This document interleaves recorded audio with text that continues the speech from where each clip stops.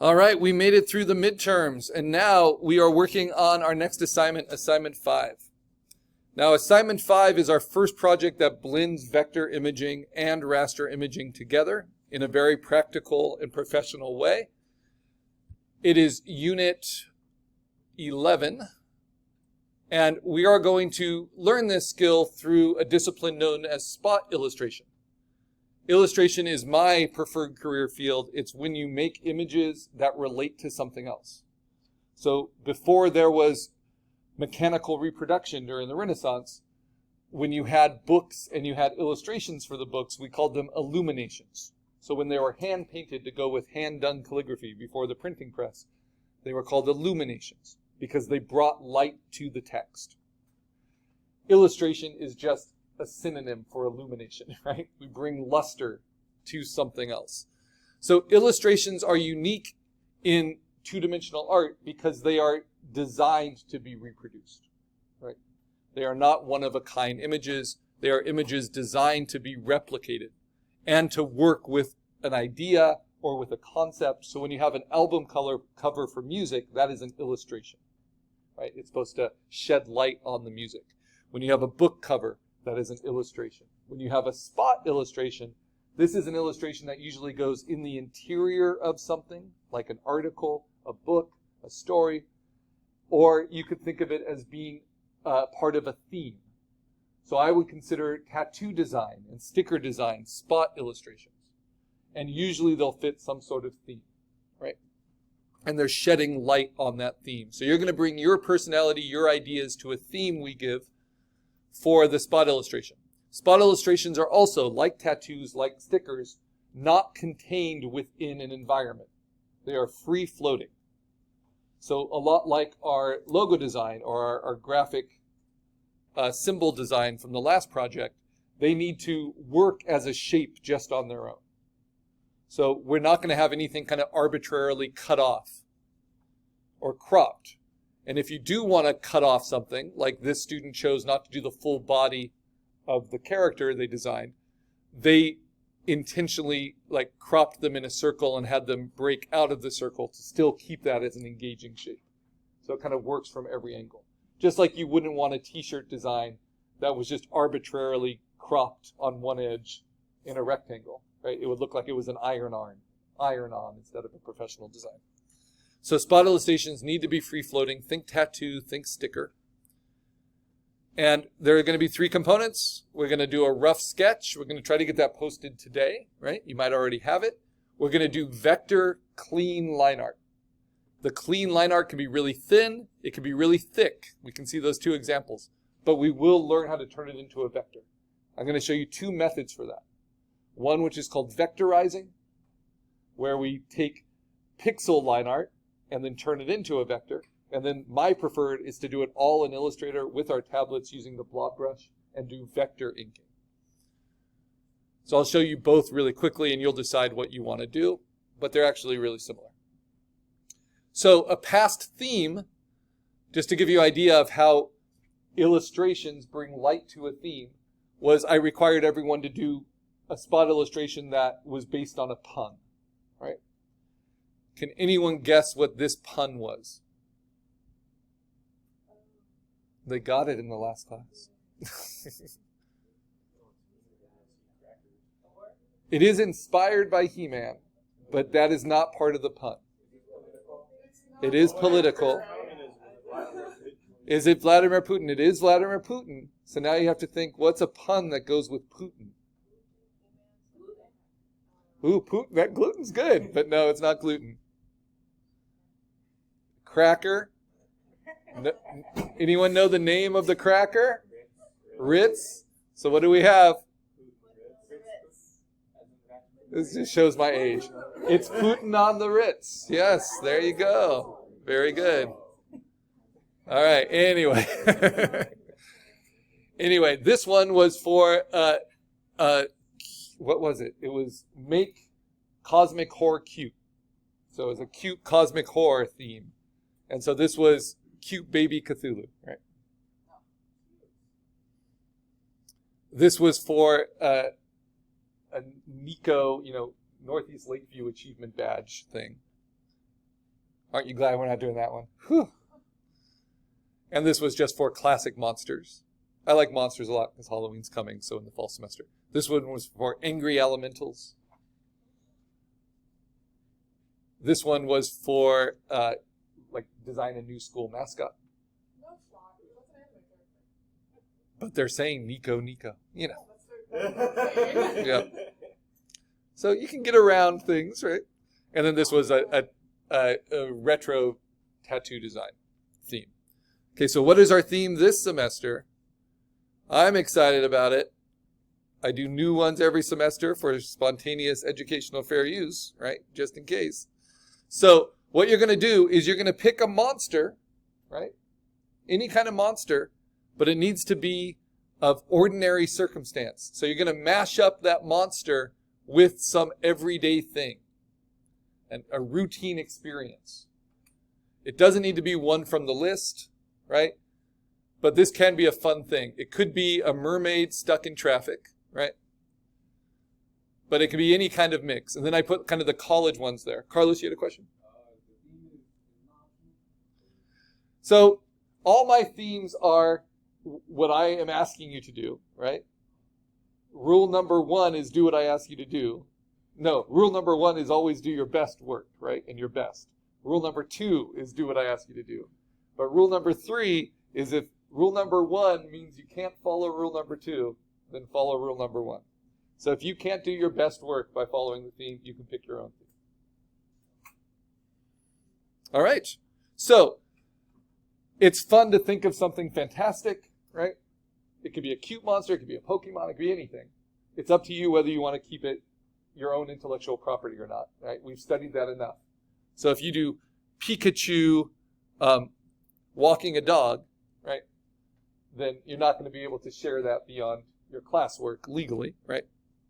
But I also list the most common hassles for college students because you might make this somehow reflective and personal. So what did I choose? Well, what I hear from most college students is they have problems with procrastination, right? So this is just a demo. This is not what I'm going to use. And this is the first time I'm trying this.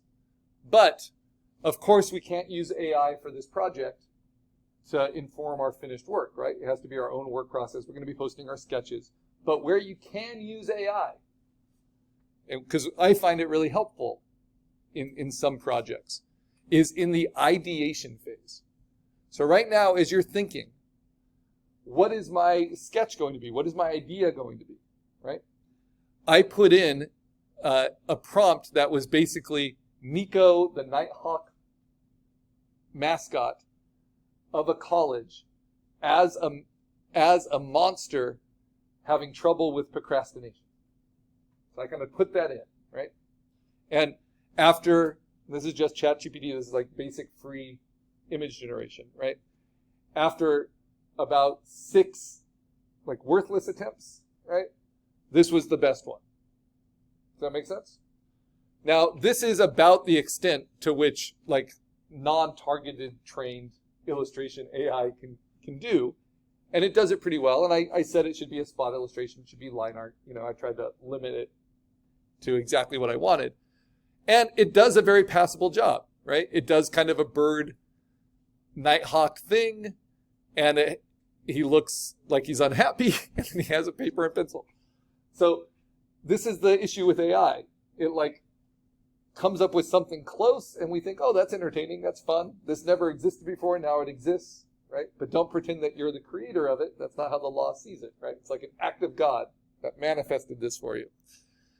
So what you can do is treat that like you found it as a Google image search, right? This can inspire. This can be part of your ideation. And then you can think, you know what I really like about this? I like kind of that feathering style. And I like the idea of just showing procrastination with maybe not just a pencil and paper, but that idea of you try something and then you wad it up and throw it away. So then you can do more and more prompts, right? Now this is not from a prompt, right? But what it is composited like we did in assignment 1 and exercise 1 and assignment 2 and assignment 3 composited from about 6 different outputs, right? So you can composite your sketch, just like we could composite our sketch for the vector project, right? Or you can just draw it. Now, I do this to kind of show you the proof of concept. And I like to do this with AI every once in a while. I just really, really say, I'm going to try to make this tool helpful. And it never saves me time, but it does give me slightly different approaches than I might come up with on my own. So another thing I didn't like about this is I told it in the prompt, I don't want it to have multiple wings. It should have, the same number of wings a bird has. But then it got me thinking about like Bible accurate angels, and it could be monstrous to have way more wings than a nighthawk has, right? Because it's a nighthawk monster. It's not Nico the nighthawk. And then I did have to like go in and paint the mouth the way I wanted, and I had to do like certain things to clean it up. And it took a long time because I had to insert that pencil, right? Because it would never do exactly what I wanted. But I think this idea works, right? This could be my rough sketch. This could even, I could just digitally ink right on top of that and get a clean vector I was happy with. That would still be my line art. But I couldn't use this line art because this is really low resolution. It's always going to be screen resolution, right? And we want a vector. But this to me would be an acceptable rough sketch for this. Something composited from AI generation. But you do not have to use it. And I know a lot of people are just completely philosophically anti. I will tell you, especially at this point, it's not going to save you time. But it might give you confidence. And it might push your idea into things you get more excited about. It just depends where you are on your ideation. What do we do after the line art? We're going to learn how to color it, right? And these are the 3 basic types of digital coloring. Any of them is acceptable, but they go in this order. So flat color, flat local color is the most basic type. You always have to start with that. Then you can add duotones. So that's flat local. This is duotone. That's soft edge duotone. We'll learn hard edge and soft edge. And then if we want to, we can add full spectrum, right? And then we can even add things like color holds and special effects on top. I think it's incredibly important for this project to have inspiration. Now, if you already have a line art style, an illustration style, you don't need inspiration for your sketch. But for your coloring, I want you to find inspiration. And if you don't have an illustration style you like already, right, which is perfectly reasonable, then you might look at inspirations of things you like in general. So I'm just going to run through these really quick. This is some of my skateboard sticker collection. I was a child of the 80s. I was raised in California. I went and boogie boarded in Santa Cruz a lot. Why is it doing that to me? So I'll just show it to you this way. So that was the height of the Santa Cruz kind of surf culture and skate culture. And stickers were everywhere. So we had like vending machines of really cool stickers everywhere in the 80s. Whether they are like classic monsters, whether they were vintage tattoos, these are kind of classic Santa Cruz skate stickers. And what I love about these, they're nostalgic to my childhood, but they were just always so energizing, right? And so the main kind of art I saw as a kid were cereal boxes and those kind of mascots, which were all kind of rounded and friendly.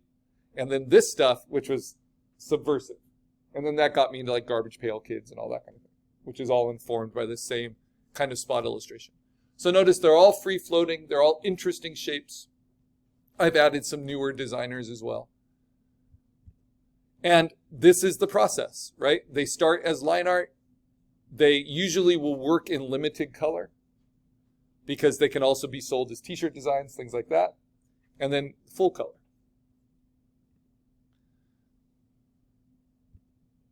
And lots of different personalities. Some that are going for naturalism.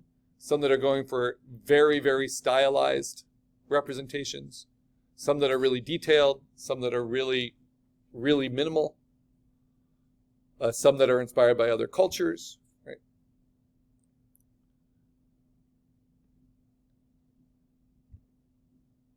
So no shortage.